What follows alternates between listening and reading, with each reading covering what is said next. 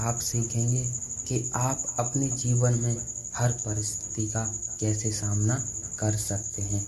आप अपने मन को शांत कर सकते हैं।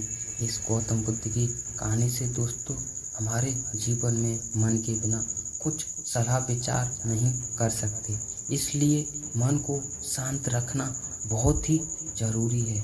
एक बार गौतम बुद्ध अपने शिष्यों के साथ एक गांव की तरफ जा रहे थे, तभी उन्होंने देखा कि एक युवक बेहद गुस्से में पहाड़ी की तरफ जा रहा है। बुद्ध उसे देखते ही समझ गए कि या तो ये किसी की हत्या करने जा रहा है या फिर खुद आत्महत्या करने जा रहा है। युवक जैसे ही पहाड़ी से कूदने जा रहा था, गौतम बुद्ध ने कहा, तुरंत उसका हाथ पकड़ लिया, खींच लिया और यह देखकर उस युवक ने कहा, आप मेरा हाथ छोड़ दें, मेरे जीवन में जो चाहे इसका साथ करूं, आप मुझे मत रोकना। गौतम बुद्ध ने कहा, ठीक है, तुम चाहो तो दोबारा कूद जाना, लेकिन पहले 10 मिनट रुक जाओ। 10-12 बार लंबी सांसें लो और अपनी हथेलियों को खोल दो।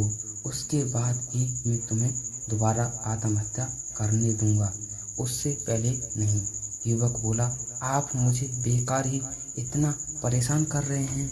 मैं अपने जीवन में पहले से ही परेशान हूँ, लेकिन आप कहते हैं कि ठीक है, तो मैं 10 बार लंबी सांसें लेता हूँ, अपनी हथेलियाँ खोल देता हूँ, उसके बाद आप मुझे आत्महत्या करने से नहीं रोक सकेंगे। उस युवक ने अपनी आंखें बंद कर लीं और 10-12 बार लंबी सांसें लीं, अपनी हथेलियों को खोला और फिर धीरे धीरे अपनी आंखें खोलीं। फिर आत्महत्या बुद्ध ने कहा कि ठीक है, अब तुम आत्महत्या कर सकते हो। तब उस युवक ने कहा, अब तुम जा सकते हो। युवक पहाड़ी की तरफ गया। उसने जैसे ही आगे बढ़ाए, पहाड़ी से कदम नीचे देखा, वह देखते ही पीछे हट गया और वापस जाकर बोला बुद्ध से, आप कौन हैं? आपसे तेजस्वी व्यक्ति मैंने आज तक नहीं देखा। अभी मेरे साथ क्या हुआ है, क्या आप मुझे समझा सकते हैं? कुछ वक्त पहले मैं इस पहाड़ी से कूद जाता, लेकिन आप एक भय उत्पन्न हो गया है कि बुद्ध मुस्कुराए और बोले, जब तुम पहाड़ी से कूदने वाले थे तब तुम्हारे अंदर क्रोध था। क्रोध सोचने समझने की शक्ति को नष्ट कर देता है।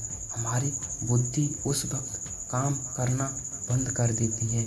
उस समय तुम फिर वो करते हो जो तुम्हारा मन कहता है। उस समय तुम क्रोधित, तुम्हारा मन एक जगह नहीं था। उस समय तुम खुद को खत्म कर देना चाहते थे, लेकिन जब तुमने अपनी आंखें बंद करके लंबी सांसें और अपनी हथेलियों को खोला, तब तुम्हारा दिमाग और मन दोनों शांत हो गया और तुम्हारी नकारात्मक ऊर्जा सकारात्मक ऊर्जा में बदल गई, जिसके कारण तुम्हारी बुद्धि और नियंत्रित प्राप्त होगा और तुम सही निर्णय लेने में सक्षम हो सके। युवक बोला, आप कौन हैं? बुद्ध ने कहा, यह जगत के लोग मुझे बुद्ध कहते हैं। युवक बुद्ध के चरणों में गिर गया और बोला कि हे बुद्ध, आप मुझे अपनी शरण में शामिल कर लें। मैं तो अपने पिता को सबक सिखाना चाहता था, इसलिए आत्महत्या करने जा रहा था। बुद्ध ने कहा कि आत्महत्या करके कोई इस शरीर के साथ कुछ भी नहीं कर सकता। तक हमारे पास यह शरीर है, हम जब भी कर सकते हैं, लेकिन यदि यह शरीर नहीं हुआ तो हम कुछ भी नहीं कर सकते। युवक कहता है, आप सही कह रहे हैं, जब तक ये हमारे पास शरीर है हम सब कुछ कर सकते हैं, लेकिन ये हमारे पास शरीर नहीं रहेगा तो हम कुछ भी नहीं कर पाएंगे। बुद्ध, लेकिन आप नहीं जानते, मेरे पिता ने मुझे बहुत अपमानित किया है। वह मुझे हर बार टोकते हैं। बचपन में वो मुझे बेहद प्रेम करते थे। उसके बाद उन्होंने मुझे शिक्षा प्राप्त करने के लिए गुरुकुल भेज दिया। मैं हमेशा सोचता था कि गहन अध्ययन करके उनका नाम रोशन करूंगा और मेरे पिता यह सब देखकर बहुत खुश होंगे। जब मैं शिक्षा पूरी करके वापस आया तब मैंने अपने पिता को बताया कि मैंने सारे शास्त्र, वेद, उपनिषद कंठस्थ कर दिए हैं और मुझसे बड़ा ज्ञानी कोई और नहीं है। तब वो खुश होने की जगह मुझसे कहते हैं कि अपने आप को ज़्यादा ज्ञानी होने का भ्रम मत डालो, ना ही खुद में अहंकार लाओ। मैं तो उन्हें दिखाना चाहता था कि मैंने कितना गहन अध्ययन किया है, बड़े बड़े शास्त्रों में जाने लगा। सभी मेरे ज्ञान से प्रभावित होने लगे। सभी ने मुझे महान ज्ञाता माना, लेकिन मेरे पिता ने नहीं माना। वो मेरे शास्त्रों के बीच पहुंच जाते और मेरे बताए गए ज्ञान में कुछ न कुछ कमी निकालते और सबके सामने मुझे अपमानित करते। वो मेरे साथ रहने वाले मित्रों को भी अपमानित किया करते थे, यह कहकर कि वो मेरा जीवन बर्बाद कर देंगे, क्योंकि वह मेरे साथ रहते थे, मेरे ज्ञान की प्रशंसा करते थे। मैं समझ नहीं पा रहा था कि वह मेरा साथ ऐसा क्यों कर रहे हैं। तब मेरे मित्रों ने मुझसे कहा क्योंकि वो मेरे जितना ज्ञान अर्जित नहीं कर पाए, इसलिए वो मुझसे ईर्ष्या करने लगे। एक दिन मेरी उपाधियों के कारण मेरे पिता ने मुझे मदिरापान कराया। यह बात मेरे पिता को पता चल गई। वो ढूंढते ढूंढते वहाँ पहुँच गए और मुझसे वहाँ सबके सामने मेरे थप्पड़ मार दिया। मुझे बहुत अपमानित महसूस हुआ। तब मैंने यह तय किया कि मुझे मेरे पिता को सबक सिखाना है और मैं ये आत्महत्या करने आ गया, क्योंकि एक पिता के लिए इससे बड़ा सबक क्या होगा। जब वह अपने बेटे की अर्थी को उठाएंगे तब उन्हें एहसास होगा कि उन्होंने क्या गलती की है। बुद्ध मुस्कुराए और बोले, मुझे एक बात बताओ, ज्ञान तुम्हें आत्महत्या करने के लिए प्रेरित करे तो वो ज्ञान किस काम का, वो कहाँ से अच्छा हुआ जो तुम्हें गलत काम को करने से नहीं रोक पा रहा है। युवक ने कहा, आप सही कहते हैं बुद्ध, अब मैं खुद अज्ञासी का महसूस कर रहा हूँ। आप मुझे अपनी शरण में ले लें, आपसे ज्ञान प्राप्त करना चाहता हूँ। बुद्ध ने कहा, तुम मेरे साथ 4 दिनों तक रहना और उसके बाद अपने पिताजी के पास जाना। अपने पिताजी के पास घर तुम मध्य रात्रि के बाद जाना और बिना किसी हलचल के चुपचाप भीतर जाना, जब तुम्हें जीवन का सबसे पहला ज्ञान मिलेगा। वो युवक 4 दिनों तक बुद्ध के पास रहा और उसके अगले दिन पिता के पास चला गया।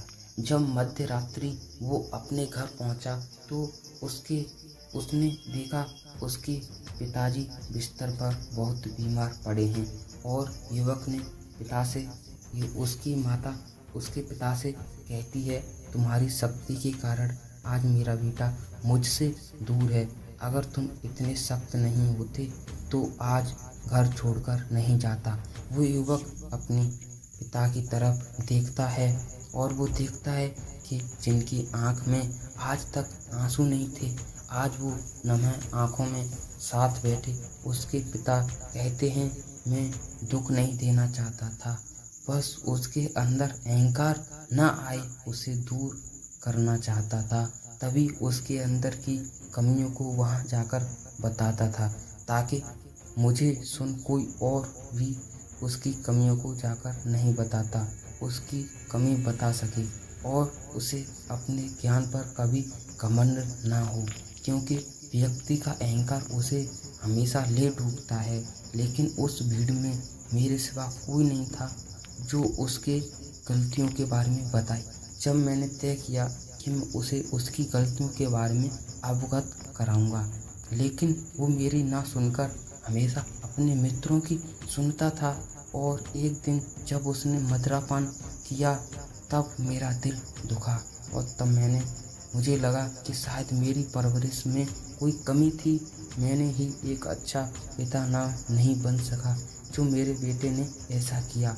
लेकिन तुम चिंता मत करो, मैं उसे कहीं ना कहीं से ढूंढ कर ले आऊँगा।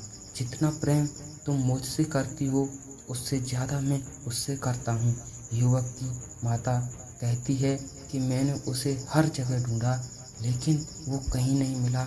मेरा मन कहता है कि यहाँ से कुछ दूर एक गांव में गौतम बुद्ध रुके हैं, वह जरूर वहीं होगा, तुम उसे वहाँ जाकर देखो। ये सारी बातें युवक वहीं खड़ा होकर सुन रहा था। उसकी आंखों में आंसू बह रहे थे। वो चुपचाप वहाँ से चला गया और गौतम बुद्ध के पास पहुँचा और बुद्ध से बोला, हे बुद्ध, अगर आप मुझे इस दिन आत्महत्या करने से नहीं रोका होता तो मुझसे कितना प्रेम बड़ा पाप हो जाता। बुद्ध ने युवक से कहा, इस जीवन की सबसे बड़ी गलती आत्महत्या करना है, लेकिन जीवन तुमने खुद नहीं लिया है, उसे तुम्हें दिया गया है, जो तुम्हें कोई हक नहीं है कि उसे तुम खुद से नष्ट करो। कल सुबह तुम्हारे पिता यहाँ वापस आएंगे, अगर कल सुबह तुम उनके साथ उनके शरीर को उतारना। युवक ने कहा, हे महात्मा बुद्ध, मुझे मेरा ज्ञान व्यर्थ ही लगता है, आप सत्यता को उजागर करते हैं। मैं आपके साथ रहकर आपसे ज्ञान प्राप्त करना चाहता हूँ, मुझे अपने संग में आप शामिल कर लें। बुद्ध ने कहा, कल सुबह जब तुम्हारे पिता आएंगे तब तुम अपने पिताजी से बातचीत करना और उनसे आज्ञा लेना, और तब में तुम्हें लगे कि तुम्हें ज्ञान प्राप्ति की ज़रूरत है तो संघ के दरवाजे सभी के लिए खुले रहते हैं। और दोस्तों, आपने क्या सीखा इस कहानी से कमेंट करके ज़रूर बताना।